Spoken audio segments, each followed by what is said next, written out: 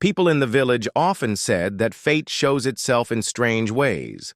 Sometimes it comes in silence, sometimes in a storm, and sometimes in the shape of one broken life colliding with another. On that day in the marketplace, fate came wearing dust and anger. It came in the cries of a girl who had long been forgotten, and in the voice of a man who almost never spoke. Azima had lived most of her life as if she were invisible. Her father had abandoned her, leaving her in the cruel hands of her stepmother. For years she endured beatings, insults, and endless labor. She had learned to keep her head low, her voice quiet, and her pain hidden. But one afternoon, all that misery spilled out into the center of the village. Her stepmother, Nafala, struck her again and again in front of everyone, the sharp sound of each slap echoing against the walls of the stalls. People stopped to stare, but no one dared to move. It was as if Azima's suffering had become part of the scenery, something too ordinary to disturb. That was when Baraka appeared.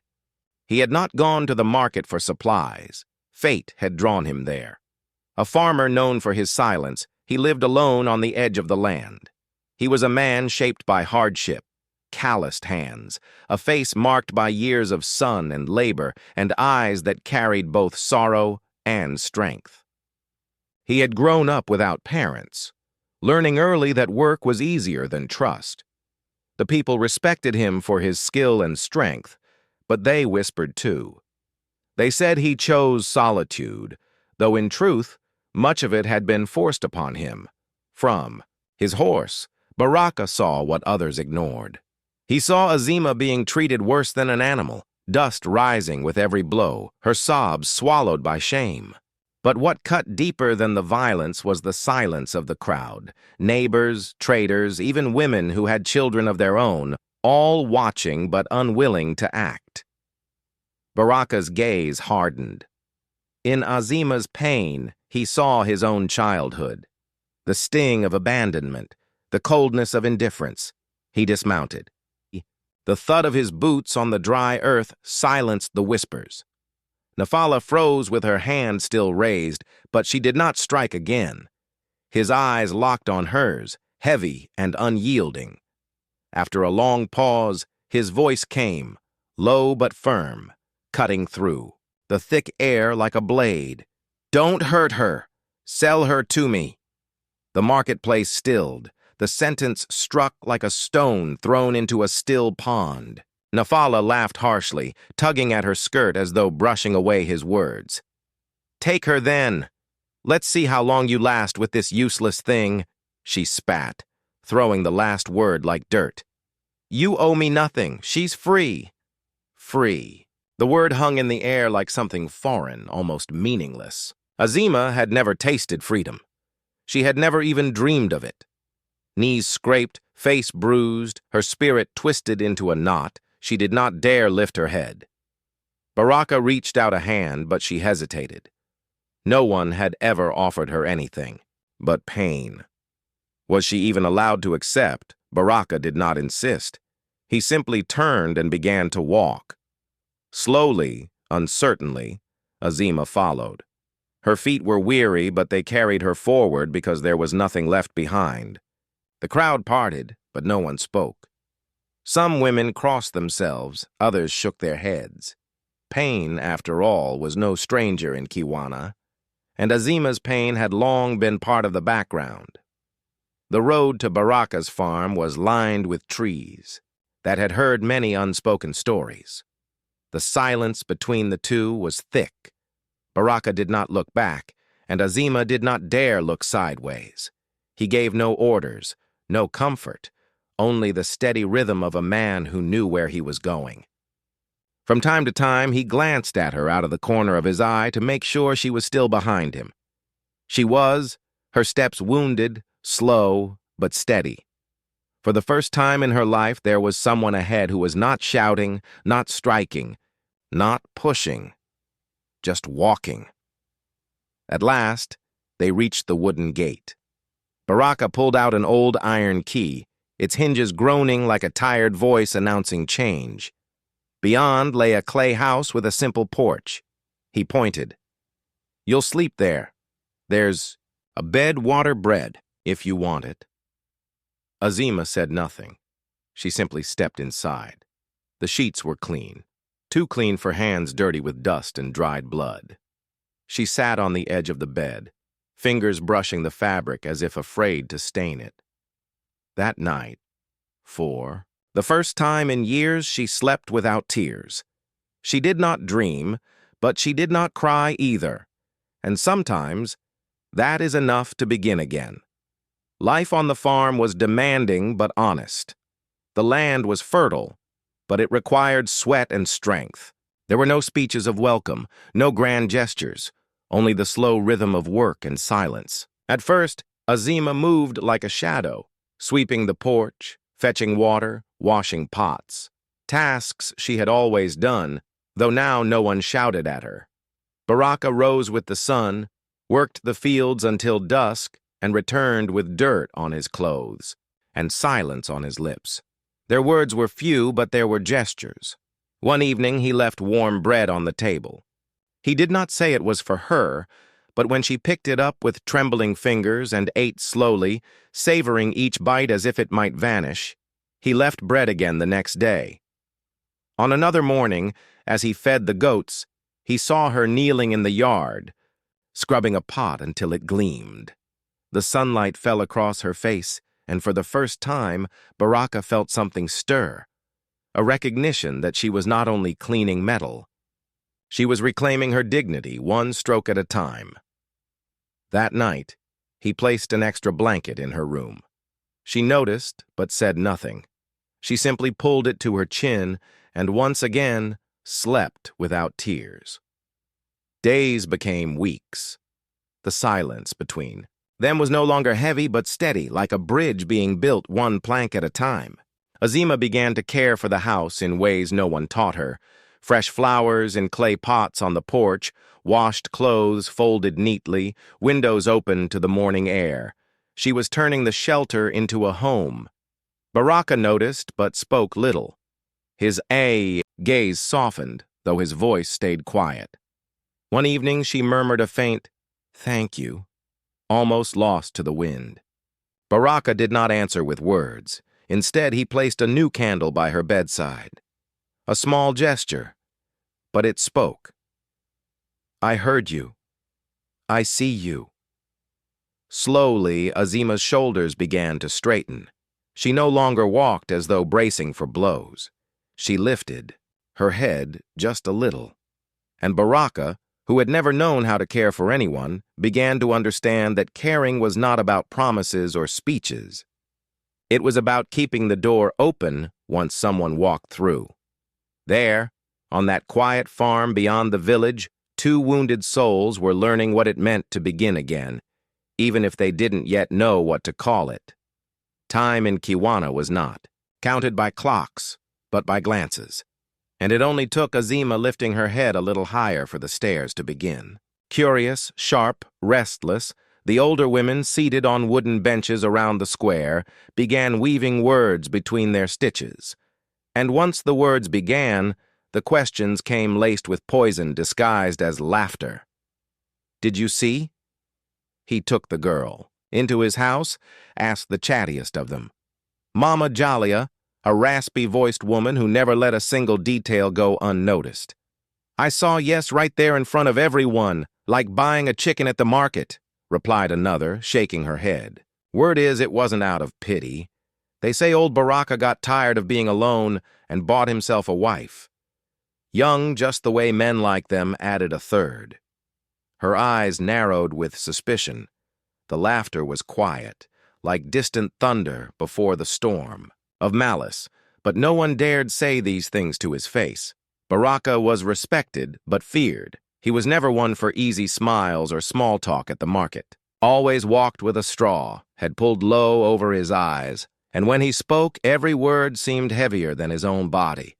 That's why the whispers stayed at the edges in the corners of homes, on the seamstresses' benches, in the riverside chatter, between loads of laundry. Azima on her end said nothing, but she felt it. She knew. She caught fragments, noticed the sideways glances and twisted smiles.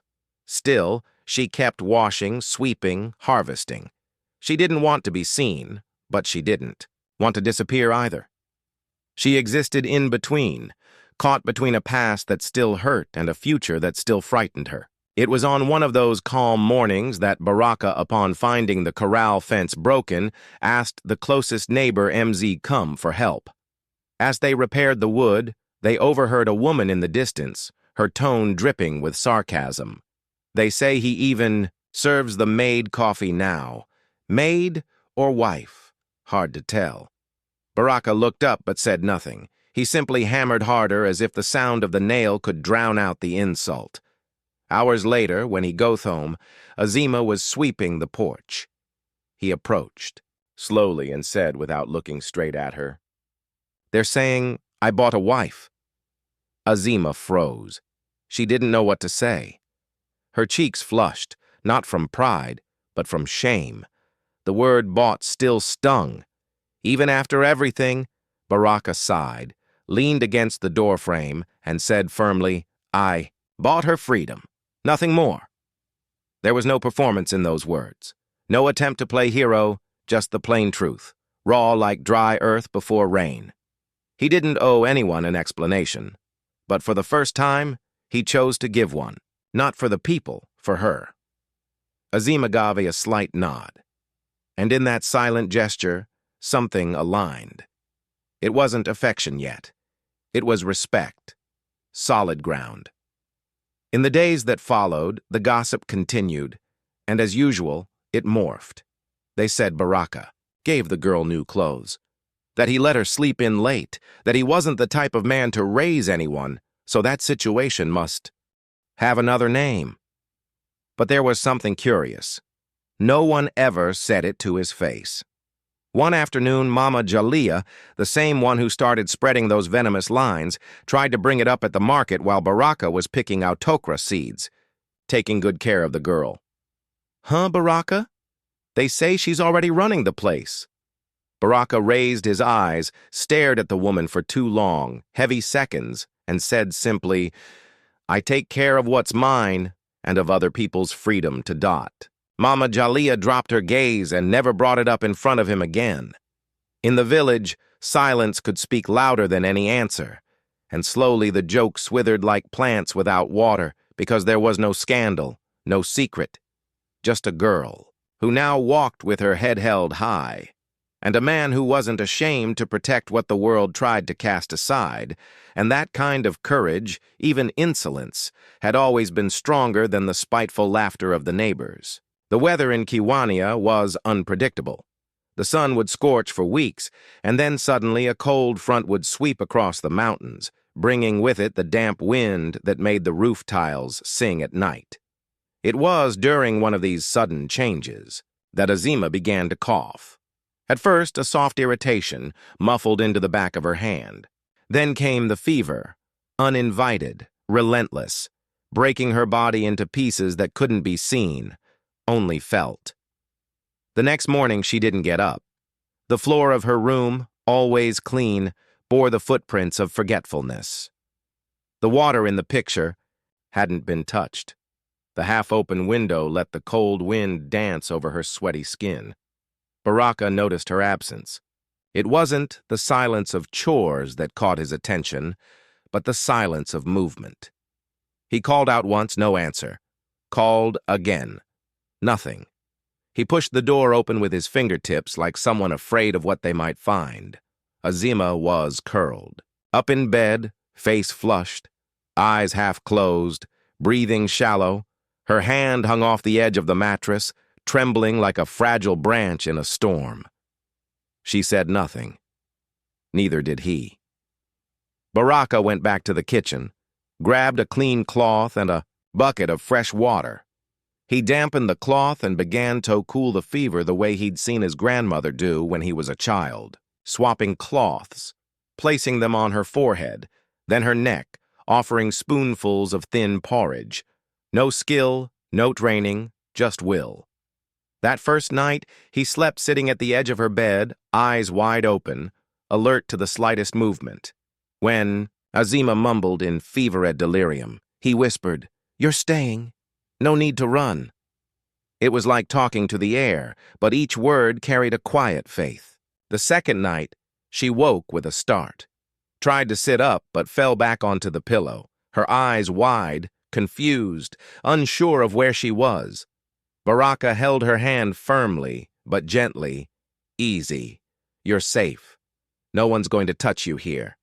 It was the first time he said, "Here," with that tone, a hearth that meant shelter, promise, solid ground. Azima, even if she didn't fully understand, closed her eyes and slept. The night was long, and her body burned like embers. Baraka alternated between whispered prayers and old songs. His mother used to hum when fever threatened his childhood. He no longer knew if it was faith or desperation, but he didn't want to lose her. Not this girl. Not now. On the third night, the wind calmed. Her fever slowly broke like rain easing into cracked earth. Azima woke in the morning, visions still blurry, but clear enough to see the man asleep beside her, head resting on his arm, forehead leaning on the edge of her bed. She didn't speak. She just watched.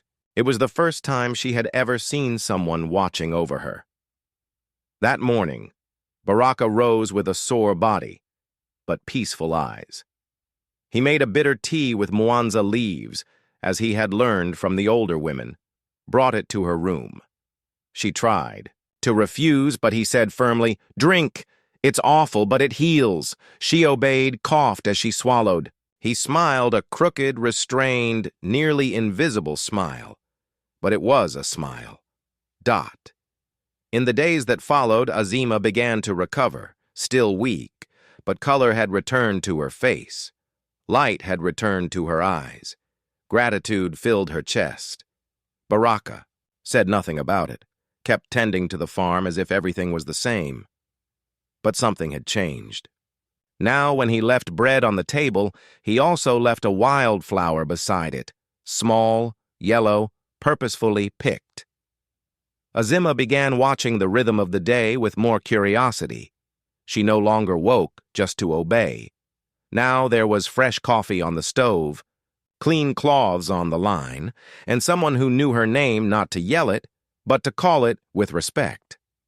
The illness had taken down the last wall between them, not with words, but with presence, because some pains bring people closer than declarations ever could, and some healings begin when someone chooses to stay, even when the other has no strength left to ask. It was a clear day, but the sky looked tired. The clouds drifted slowly as if carrying old stories. Azima was better now. She walked with more confidence, her eyes no longer darting away from every face, and her body, though still light, held itself with more strength. The illness had passed, but left behind invisible marks, the kind only time could erase. Baraka, on the other hand, remained the same in almost every way. Quiet, steady, but watchful. Every little thing she did caught his eye. The way she folded the sheets, how she blew on her porridge before sipping, the way she stared at wildflowers, with eyes full of memories. He knew inside her was a whole world of untold stories. It was on a Saturday, while returning from the nearby town with sacks of flour and seeds, that Baraka saw something hanging in a stall at the market. A blue dress, simple but beautiful. The fabric was light, scattered with small white flowers, and it reminded him of the quiet afternoons on the porch. It wasn't expensive, it wasn't flashy, it was just beautiful. And he thought of her. He bought it without explaining it to himself. Maybe it was gratitude, maybe affection, maybe an attempt to return something that life had stolen without asking. When he got home, he left the dress folded on her bed. He didn't knock, didn't say a word, just left it there. As Emma found the bundle, in the late afternoon, she unwrapped it carefully, fingertips gentle, like she was afraid it was a mistake. When she saw the blue fabric, she froze. Her heart clenched, not from joy, but something else, a mix of surprise and fear. She picked up the dress, lifted it, held it against the light. It was too beautiful for someone like her. Impossible. She folded it quickly, tucked it deep in the drawer, and said nothing about it. Not that day. Not the next. But Baraka noticed. He didn't say anything. Still, that night, while tending the wood stove, he spoke without looking at her. If you don't want to wear it, that's fine, but I want you to know you deserve nice things. Azima was startled by the sentence. Her face flushed. She stayed silent. Not out of pride, out of shame, out of not knowing how to react to words so rare. So strange. I'm not worthy of that, she murmured. Baraka stopped stirring, wiped his hands on a cloth, and replied calmly, You are worthy of respect and of choice. He said, No more, and neither did she. That night, Azima lay awake, staring at the ceiling. His words echoed like an old drumbeat. You are worthy of choice. It hurt, but it also healed. The following week, on a cloudy Sunday, she washed the dress with her own hands, ash soap and the care of someone handling something sacred. She hung it on the line with reverence, watched it from a distance, as if still unsure it really belonged to her. A few days later, she wore it. No announcement, no special occasion. She was just cleaning the house, but decided to wear it. Baraka saw her walking across the porch. He said nothing, just watched.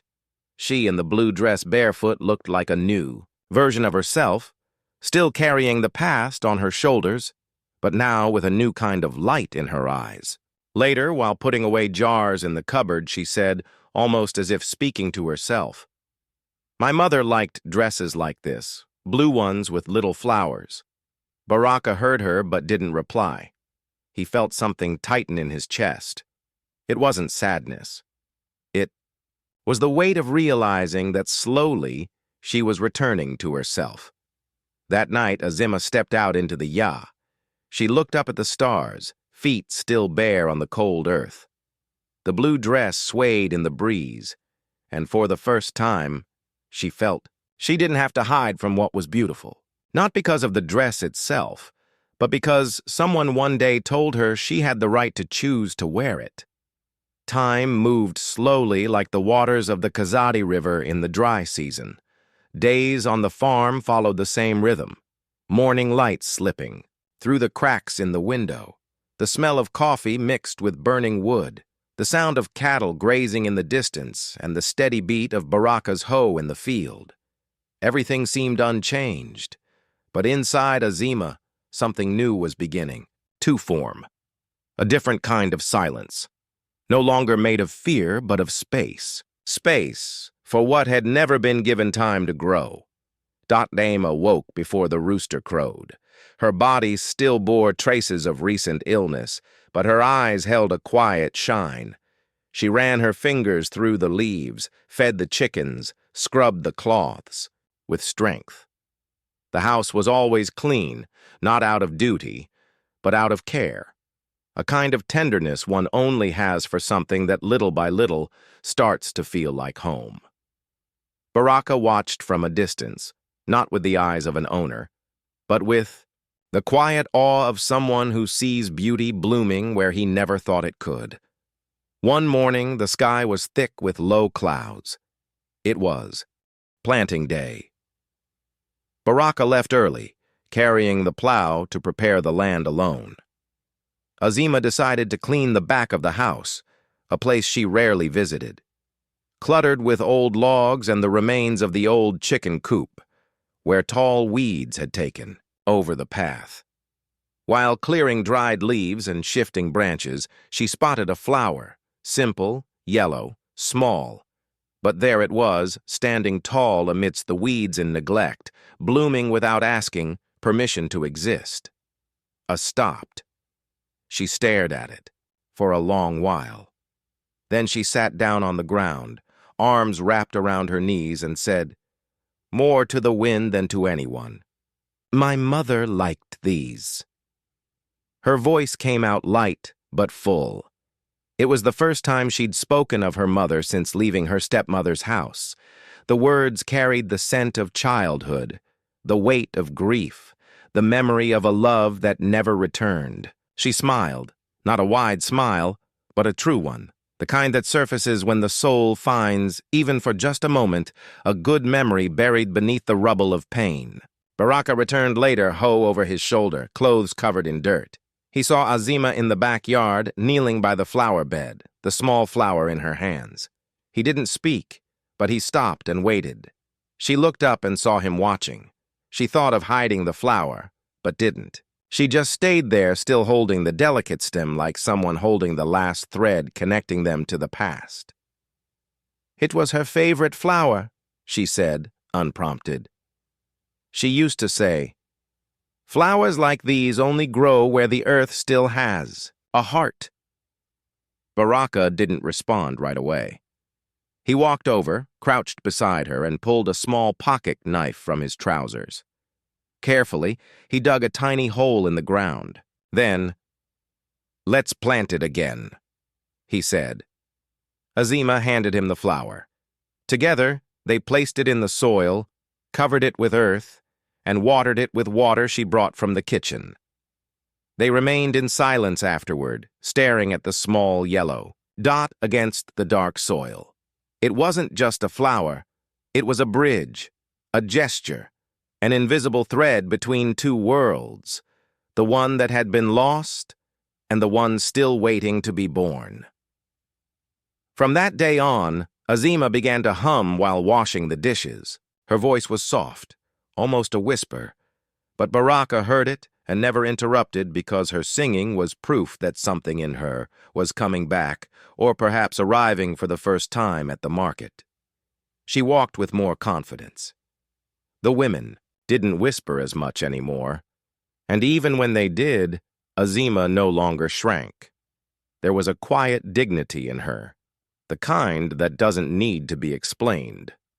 Dot in the yard. At night, she would sit with a cloth over her shoulders, gazing at the sky. Sometimes she talked to herself.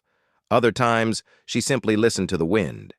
And Baraka, who had never learned how to speak of feelings, began to understand that love might be exactly that, staying near, quiet but present, like the small flower that grows in the middle of the weeds, not because it was invited, but because it found the courage to bloom.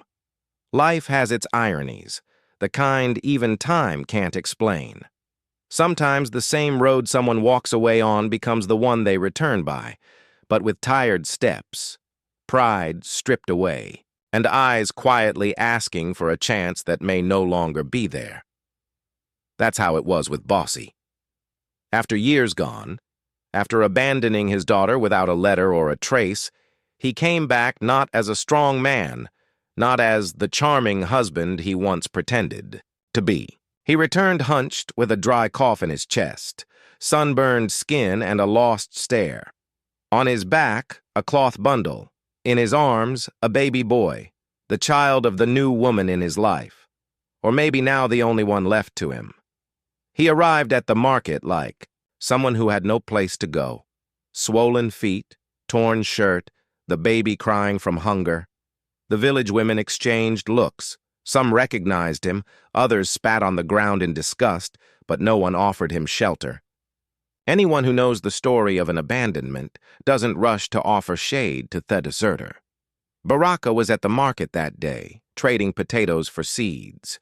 When he saw Belozi from afar, he recognized him instantly.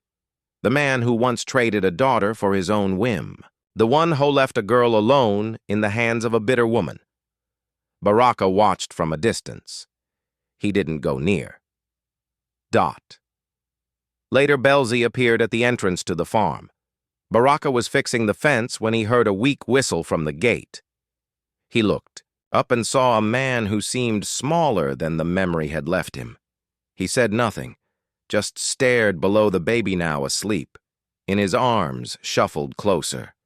"They told me that Azimias here," he said with a hoarse voice. "I'm not asking for much, just shelter. A corner to rest for a few days." Baraka crossed his arms, took his time to respond. "She's here, yes, but she's not a voiceless girl anymore. She's a woman, and she has a home, and she has a name. Silence fell, heavy. Aim appeared in the doorway. She was wearing the blue dress, now a bit worn from use, but still dignified. Her eyes didn't tremble. She didn't run, didn't shout, just looked. Dot. It was Belzy who recognized her last. First, his eyes tried to remember, then his mouth opened without sound. Finally, the tears fell. Azima, my God, I Dot. She said nothing, didn't take a step. She stood there whole, steady. And what he saw was something he had never seen before. Dignity not inherited, earned. Forgive me, daughter. I was wrong. I Dot the words came torn, cut between coughs and regret. She stepped forward, looked at the baby in his arms, a tired child, innocent, then looked at Baraka, who hadn't moved. The boy needs food, she said. At last, she went inside, prepared a plate, set it on the table with a clean cloth. She didn't offer a hug, but she didn't turn her face away. Bossy sat down, ate slowly like someone tasting shame along with the food. When he finished, he tried to say something, but she was already gone. There was no fight, no shouting, only silent justice, the kind that doesn't come from revenge, but from restored worth. That night, Belozzi slept on the porch, the child in his arms, the cold creeping in. Baraka brought him a blanket, not for him, for the child. By morning, Belozzi was gone, left no note, asked for nothing. Maybe he understood there was no room left for someone who only returns when they need something. Or maybe he knew that what he broke couldn't be fixed with late visits. Azima didn't cry, didn't mention it. She just washed the dishes, swept the porch, and carried on. Dot and Baraka understood. The deepest pain isn't the one that screams. It's the one that keeps going after the scream has stopped. But in the strength of that woman who had once been left behind, there was something greater than pain. There was power. Life is slow but certain. It doesn't rush to give answers, but it never fails to deliver what is due. And it was with time, the same time Nafula once believed would protect her, that everything came back, not as loud revenge, but as a silence heavier than any scream. After Bellows's departure, the house where Nafula once ruled became a ruin. The money dried up, vanity withered. The neighbors who used to laugh with her vanished. Her fine clothes were replaced by worn-out rags. The voice that once thundered through the yard became a whisper. The hands that only knew how to strike now trembled just to hold a spoon. It was late in a dusty afternoon when the sky burned red that Niafula reappeared, but not like before, not with stiff steps and her nose in the air.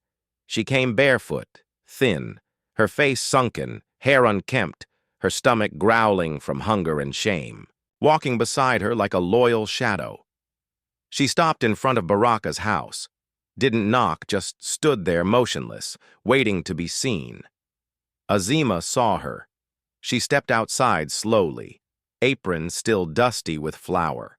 When their eyes met, the entire past rose between them like a wall. Azima didn't flinch, but she didn't run either. I need food, Nafila said, eyes downcast.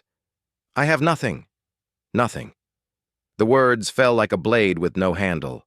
There was no pride left in her voice, only emptiness, the kind she had dug herself blow by blow. Each time she chose cruelty over care, Azima took a deep breath. She didn't respond, just turned her back and went inside. In the kitchen, the stove was still warm. There was rice, beans, and a bit of roasted fish. She served a simple plate, but generous, covered it with a clean cloth, placed it on a wooden tray, and returned to the door. She handed the plate to the woman, who had once called her a curse, who made her sleep on the floor, who beat her for any small mistake. Nafula took the tray with thin, dirty fingers, tried to speak, but the words failed. You can sit over there, Azima said, pointing to the bench, under the mango tree. The stepmother obeyed. She ate in silence. Every spoonful came laced with humiliation and disbelief, because never, even in her worst nightmares, had she imagined being fed by the one she'd treated as less than human. Baraka watched from afar, from the cattle pen. He didn't interfere. He knew that moment belonged to her. To Azima, it was the cycle closing itself, without noise, without revenge. When she finished eating, Nafala set the plate aside, sat there for a while, staring at the ground. Then she stood slowly. Azima was already heading back inside, but heard her whisper, I don't know why you don't hate me." Azima paused, looked over her shoulder, and said, "Because whoever carries hate has no space left to plant peace." And she went in. Nafala walked, away slowly, her feet stirring up dust. No one knows where she went. All that's certain is that she left that day with a little less hunger and far more regret. That night, Azima sat in the yard with the same quiet calm as always. Baraka brought 2 cups of hibiscus tea. They sat side by side in silence. He said, "Today you had more courage than most people have in a lifetime." She didn't answer, but she looked at him with a different kind of light in her eyes. Because that day, Azima wasn't just fair, she was free. And freedom for someone who was once treated like a possession is worth more than any payback life could offer. At Baraka's farm, everything moved at the rhythm of the sky. When it rained, they planted in haste. When the sun scorched, they waited with patience. And that year, the drought was harsh. The cracked earth looked like a body worn out by 2. Many broken. Promises' leaves drooped, animals mooted louder, and even the birds' song sounded sadder. The people in the village murmured that this wouldn't be a fruitful year, that they'd need to tighten their belts, share the little they had, and pray a lot. But Baraka didn't murmur, and Azima didn't fear. She swept the house like someone clearing her own fate. Folded the cloths like someone arranging pieces of the past. She planted flowers in the garden and poured hope into the rice pot. While the sky stayed silent, she filled the ground with faith. The cornfields held on. The leaves dried at the tips, but didn't fall. The beans, still shy, pushed through the dust.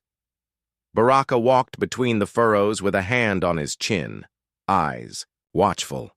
He knew nature was like people. When tended to with consistency, it gives back in its own time.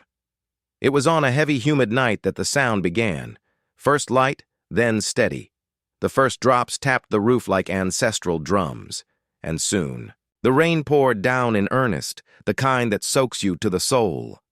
Azima ran to shut the windows. But before she did, she stood still, watching the water washing the yard, the leaves dancing, the earth swallowing each drop like it was quenching a thirst long held. Baraka stepped out to the porch. He stood there, arms crossed, no coat, no rush. The rain soaked him, but he didn't move. He felt, and beside him, Azima, both of them silent, only the sound of water breaking the night's stillness. The following week, the crops responded. The green returned with strength, as if it had only paused to gather energy. The corn rose tall, the beans spread along the vines. Even the cassava plants blossomed. The harvest was abundant. Baskets overflowed. Chickens sang louder. The cattle fattened. The kitchen smelled like abundance. Neighbors came to see and said, "You got lucky." The rain came just in time. But Baraka knew it wasn't luck. It was peace, the peace Azima swed in her everyday gestures. Because ever since she stepped into that house, everything had moved to a new rhythm. The stove burned more steadily, the animals slept more soundly, even the wind seemed to pass by with more respect. She was the one who cared for the home like someone praying with their hands, and he was the one learning day by day that the presence of someone can be the greatest blessing. One late afternoon, while they were gathering corn from the field, Azima suddenly stopped, her hands covered in soil, her face damp with sweat. She looked at Baraka, who was carrying a heavy basket, and asked, "Do you still want to buy me?" The question came like a soft lightning strike. There was no anger, no fear, just honesty, like someone finally able to look back without getting lost, like someone who understands the past only casts shadows when we don't light the right lamp. Baraka stopped, set down the basket, straightened his back, and met her gaze. He took his time to answer, not out of doubt, out of respect for the weight of the question. "No, now I want to share life, but only if you want to." Azima said nothing, but she smiled, a smile full of grounding, of time, of certainty. Because there, in that field full of corn and the smell of wet soil, she understood no one could buy her anymore. She was her own, and for the first time free to choose to stay.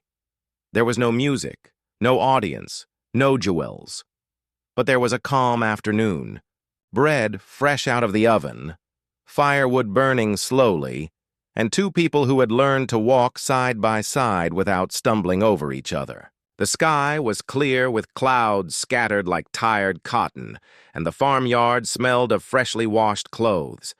It was an ordinary day, but for Baraka, days with Azima had long since stopped being juiced routine. They had become life. He watched, the way she moved, how she tended the pots of beans, how she watered the garden with cuped hands, how she patiently waited for the porridge to thicken just right. That woman who had arrived silent, wounded, sold like a burden, now walked with dignity. She didn't walk behind nor ahead. She walked beside. Baraka, who had lived alone 4 years, had begun to feel that maybe solitude wasn't the absence of people, but the absence of someone who understands your silence. It was after a morning of hard work in the field that he made up his mind, not because he was impulsive, but because he knew that some choices shouldn't be delayed, at the risk of losing something rare.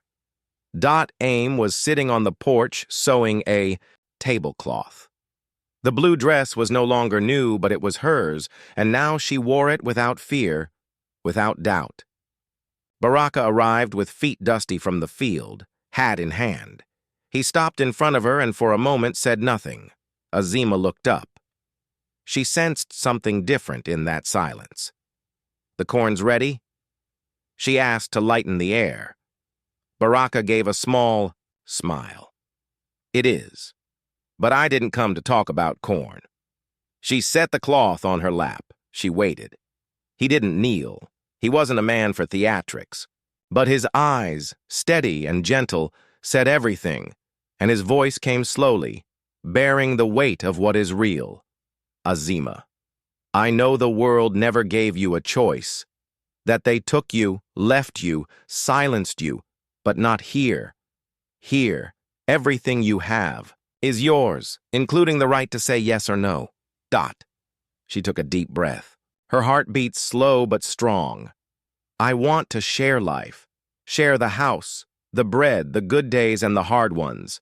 Not because you owe me anything, but because if we're to go on, I wanted to be by your side. Only if you want that to." Dot. Azime looked him in the eyes and in them.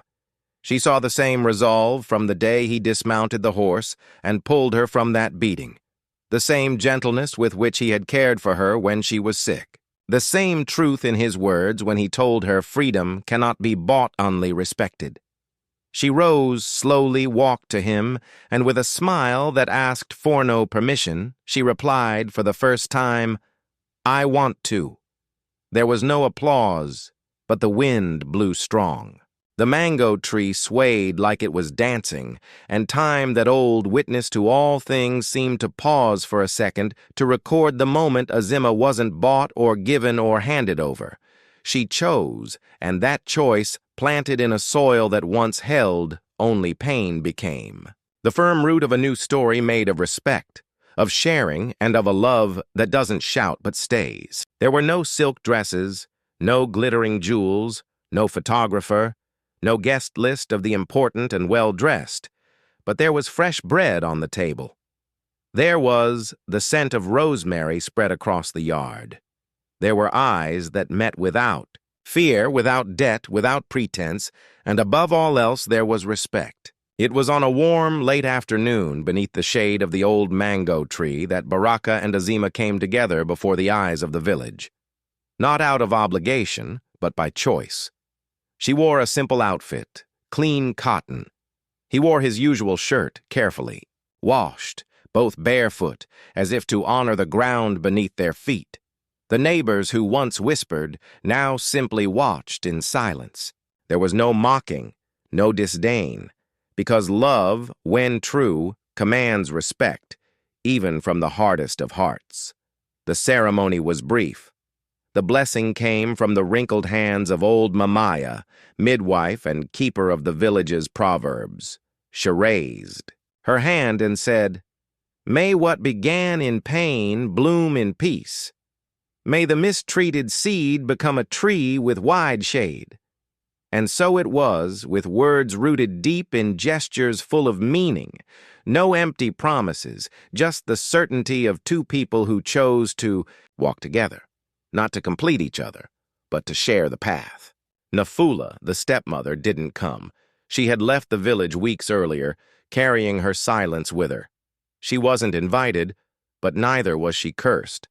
Azima didn't need revenge. She needed peace, and that she already had. Her father, Belozi, still wandered the village's edges, thinner, quieter. Some said he lived with a distant relative. Others whispered, he slept beneath the market shed. He never knocked on Azima's door again. And she never had to lock it again. Because forgiveness isn't forced reconciliation, it's freedom of the soul. At the farm, life moved on. The corn grew strong. The beans ripened at their own pace. And the house breathed lightness. Azima now sat on the porch with a book in her lap and a cloth wrapped in her hair. Baraka at times just sat nearby in silence, listening to the sounds of the kitchen, the chickens of life itself. And it was there on that very same porch where everything had begun with silence that one day she said, "I thought I'd be a servant for the rest of my life. Today, I'm a woman owner of my name." Baraka replied, "Only with a look, because some words don't need to be said. They're planted in daily acts, in small gestures, in peace built like a house raised slowly but with one's own hands, as the girl once, sold out of spite, became a woman by choice and was loved without ever needing to be quiet and fate." That old storyteller looked upon them and smiled because sometimes justice doesn't come with a sword. It comes with warm bread, respected silence, and a love built slowly but never undone. If this story touched your heart, let us know where you're watching from. Leave a comment below. We'd love to hear from you. Don't forget to like the video, share it with your friends and family, and subscribe to the channel. That really helps us keep bringing you real and emotional stories like this one. Thank you for being part of our